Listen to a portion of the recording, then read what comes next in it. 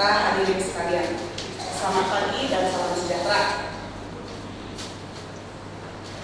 Pada hari ini, Jumat 27 Januari 2017, saya mendapat kesempatan untuk menyampaikan orasi ilmiah dalam rangka peringatan Hari Jadi Fakultas Ekonomi Universitas Katolik Parahyangan yang ke-62. Orasi berjudul Peran Sentral Pendidikan dalam Mengentaskan Kemiskinan di Pedesaan dan Menjaga Ketahanan Pangan Nasional. Saya susun dengan dilatar belakangi oleh kesadaran tentang jamaknya kemiskinan dan kesenjangan antar wilayah di negeri ini. Pemilihan judul orasi juga dilatar belakangi oleh pemahaman bahwa pendidikan memiliki peran yang sangat luar biasa dalam upaya pengentasan kemiskinan. Karena itu, berbagai langkah perlu disusun guna mendukung strategi pengentasan kemiskinan melalui perbaikan pendidikan. Hadirin sekalian, menurut publikasi Bank Dunia, PDB per kapita Indonesia telah mencapai 3.346,5 dolar pada tahun 2015. Sebuah peningkatan yang berarti dibandingkan dengan dekade 90-an saat PDB per kapita kita baru bernilai sekitar 631 dolar. Pencapaian ini sejalan dengan beralihnya Indonesia dari kategori negara berpendapatan rendah ke kategori negara berpendapatan menengah. Prestasi ekonomi Indonesia juga dikuatkan oleh bergabungnya Indonesia ke dalam kelompok G20, sebuah organisasi internasional berisikan negara-negara yang dinilai memiliki peran dan posisi signifikan dalam perekonomian global. Angka kemiskinan yang makin rendah seharusnya ditunjukkan oleh negara yang makin sejahtera. Nyatanya, meski telah mencatat berbagai capaian ekonomi makro, kemampuan Indonesia dalam mengentaskan kemiskinan masih tertinggal dibandingkan dengan beberapa negara ASEAN dan negara-negara berpendapatan menengah lainnya. Sebagai contoh, seperti yang disajikan dalam tabel berikut, laju penurunan persentase penduduk miskin di Thailand mencapai lebih dari 16 poin selama 10 tahun terakhir. Bahkan Kamboja mencatat laju penurunan sebesar 32,5 poin. Proporsi penduduk miskin di Kolombia turun sebanyak lebih dari 17 poin, sementara Indonesia baru mencatat penurunan sekitar 5 poin saja. Kemiskinan menghalangi seseorang untuk bisa memperoleh pendidikan yang baik dan kesehatan yang layak. Kedua hal ini menyebabkan produktivitas yang rendah sehingga pendapatan pun rendah. Proses ini sering disebut sebagai lingkaran setan kemiskinan atau vicious cycle of poverty. Seperti yang dilaporkan oleh Bank Dunia, buruknya kesehatan dan pendidikan selalu ditemui di negara-negara miskin. Sebagai contoh, pendapatan per kapita di Burkina Faso adalah 522 dolar per orang per tahun. Di sana hanya terdapat 15% anak-anak yang mengenyam pendidikan dan hanya 17% penduduk saja yang memiliki akses terhadap sanitasi yang baik. Sebaliknya, di negara kaya seperti Denmark dan Swiss, kedua indikator di atas sudah mencapai 100%. Selain itu, kemiskinan juga memiliki aspek intergenerasi. Video berikut akan menjelaskan mekanisme pewarisan kemiskinan yang sangat langsung.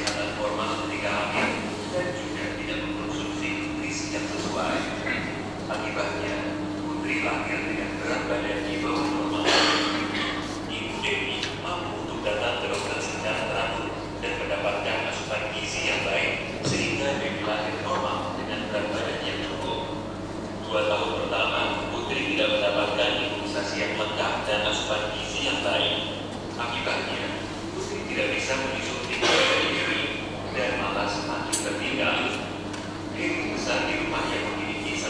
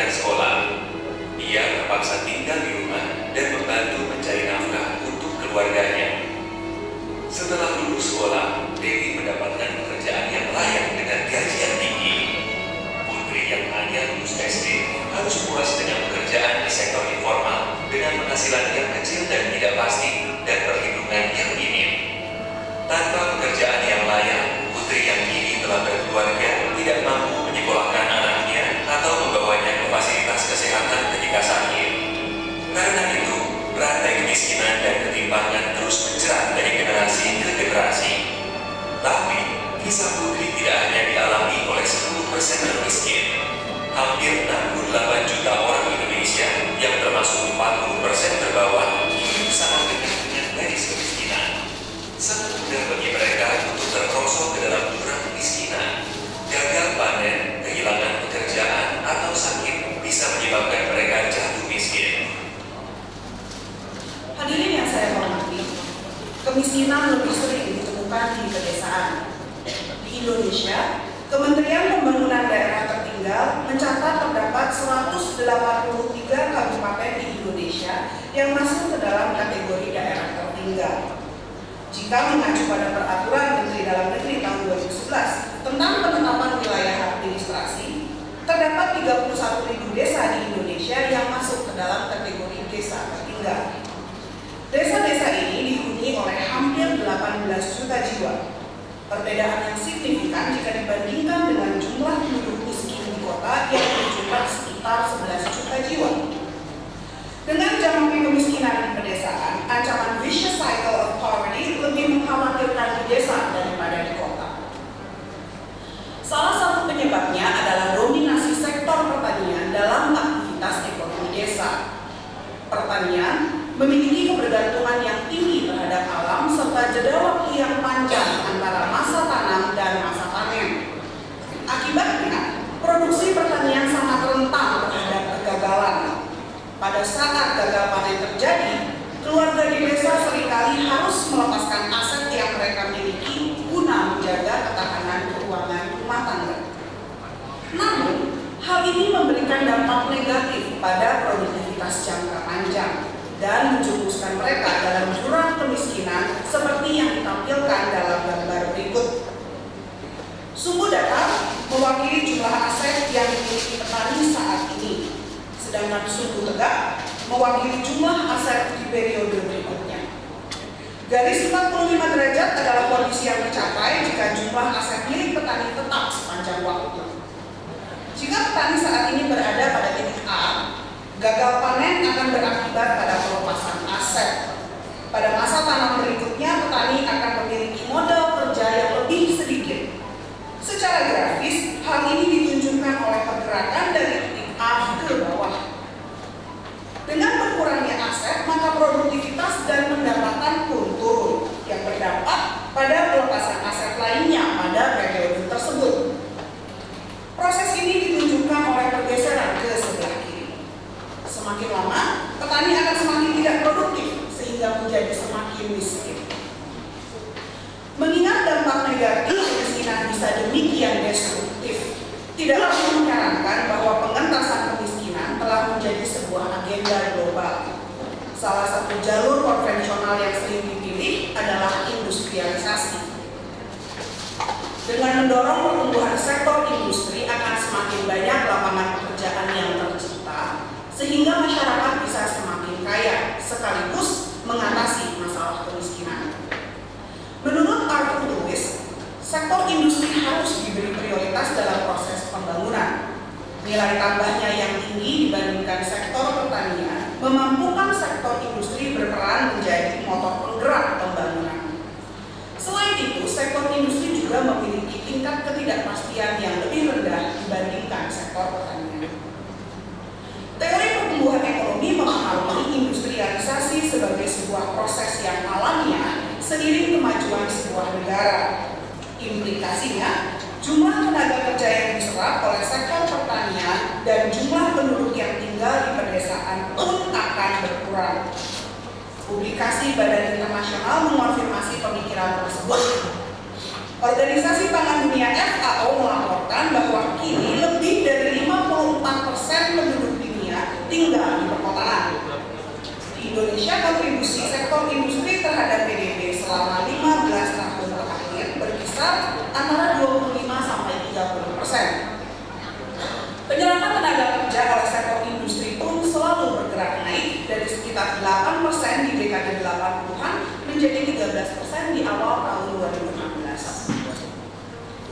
Wilayah pedesaan kini tidak lagi identik dengan pertanian. Menurut publikasi BPS, jika 3 dekade yang lalu hampir 75% pendapatan rumah tangga buruh tani datang dari sektor pertanian, kini proporsi tersebut hanya mencapai 44% saja. Fenomena ini pernah juga dipaparkan oleh Priarsono, Daryanto, dan Heriana meski menggunakan teknik penghitungan yang berbeda. Dalam penelitian tersebut ditemukan bahwa di Indonesia lebih dari setengah pendapatan rumah tangga pertanian justru berasal dari kompensasi pekerja dari sektor non-pertanian. Gambaran kita tentang desa yang dipenuhi oleh hamparan tumbuhan hijau, para petani yang sedang menggarap sawah dan ladangnya, atau bunyi jangkrik di malam hari, kini hanyalah sebatas nostalgia. Foto-foto yang terpampang di hadapan Bapak Ibu sekalian adalah bukti nyata transformasi kehidupan masyarakat desa dalam beberapa dekade terakhir.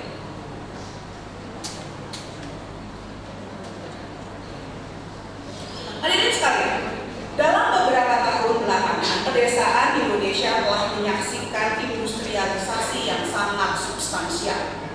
Contohnya, berbagai sarana rekreasi dan wisata kini telah merambah ke desa-desa. Secara umum, hal itu memang memperbaiki kehidupan masyarakat desa.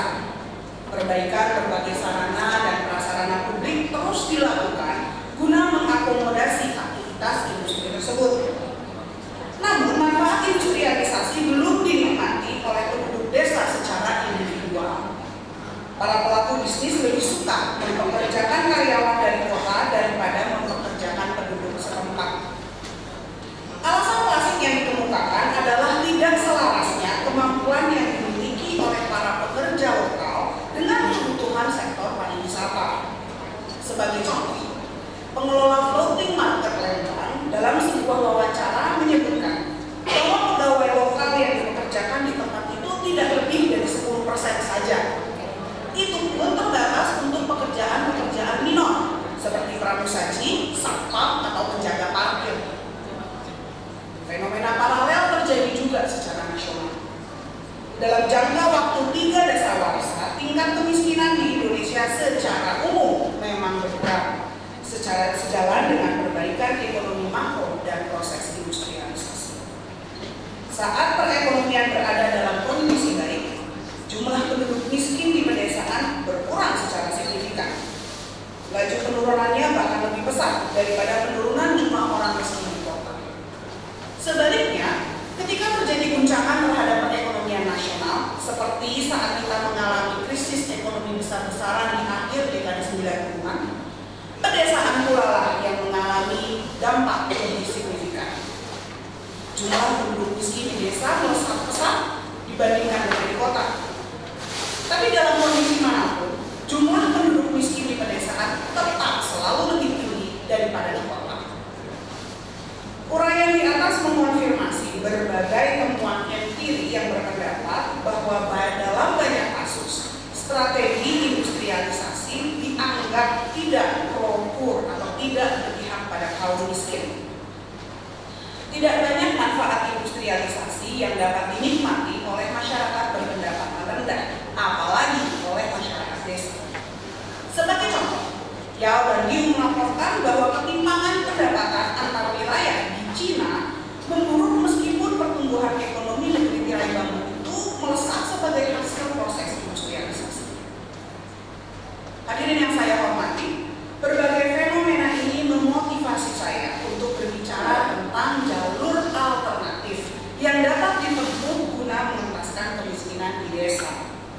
Perlu dipahami bahwa kemiskinan adalah sebuah isu yang kompleks, sehingga mustahil memaparkan semua aspek yang terkait dengan kemiskinan hanya dalam sebuah tulisan. Dalam orasi kali ini, saya ingin berfokus kepada pendidikan, karena pendidikan dapat meningkatkan keterampilan dan produktivitas sehingga memperbaiki posisi tawar penduduk desa di pasar tenaga kerja. Strategi pembangunan yang mengedepankan investasi modal manusia dinilai superior dibandingkan dengan strategi pembangunan melalui industrialisasi. Dalam tataran makro, model pertumbuhan endogen karya Lucas dan Robert telah menggagas bahwa investasi modal manusia, khususnya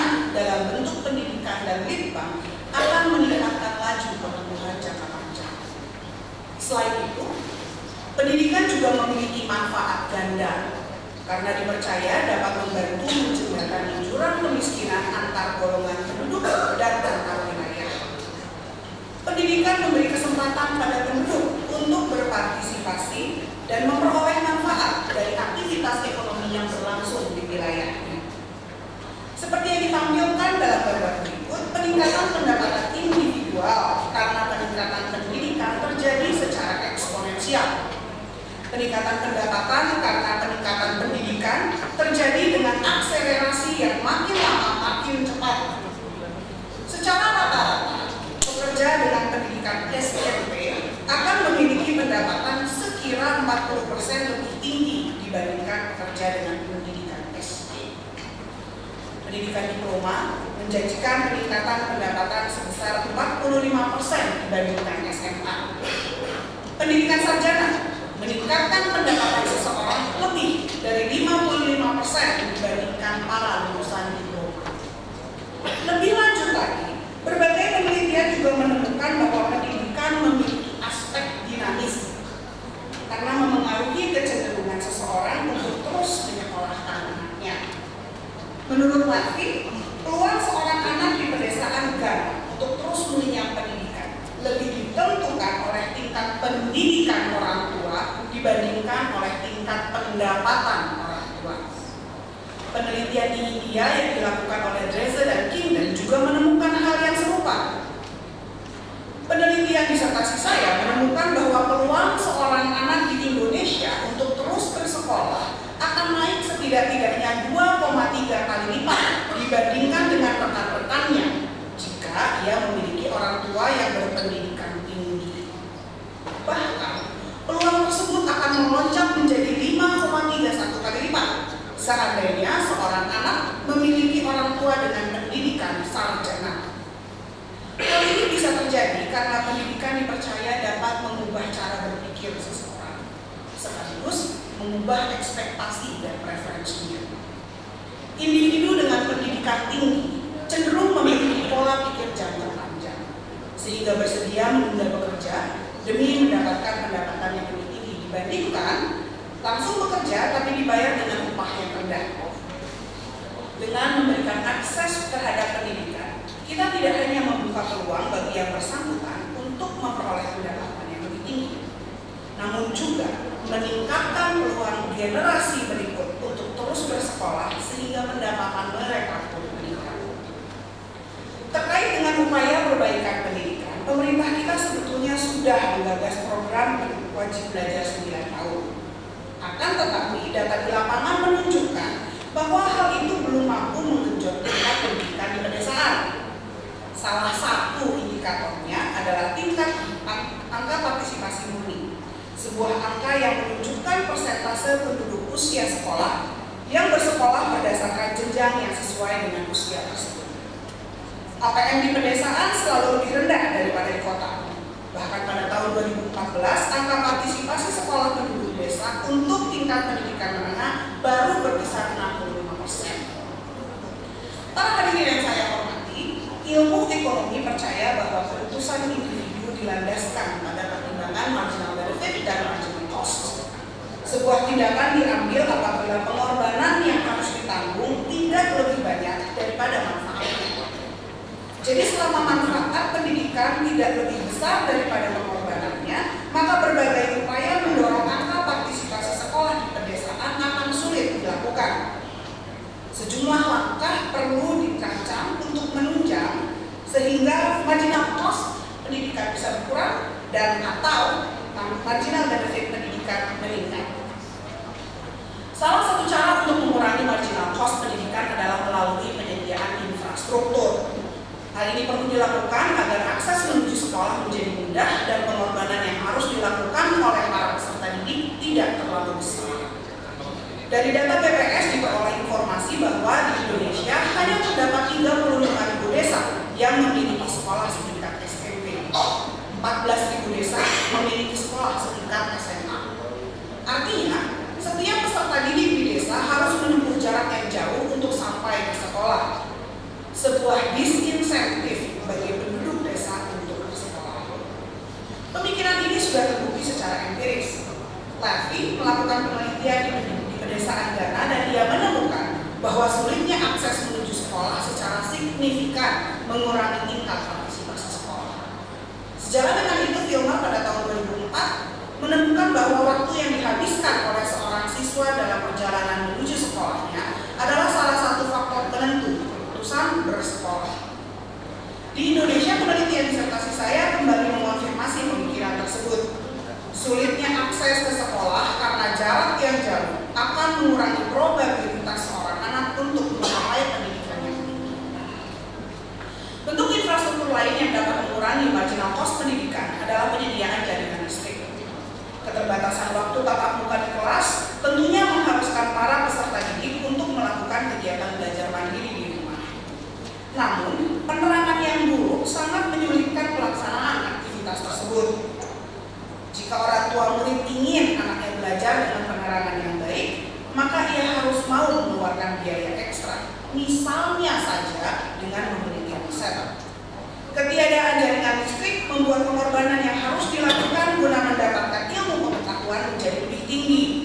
Sebagai contoh, Desa Tampok Palo di Kecamatan Simpang Jernih, Aceh Timur, hingga saat ini belum tersentuh program pengadaan listrik nasional. Ditemukan pula bahwa angka buta huruf di desa ini masih tinggi. Para hadirin yang saya hormati, setelah saya menguraikan langkah-langkah yang bisa mengurangi marginal cost pendidikan, sekarang saya ingin memaparkan beberapa langkah yang bisa diambil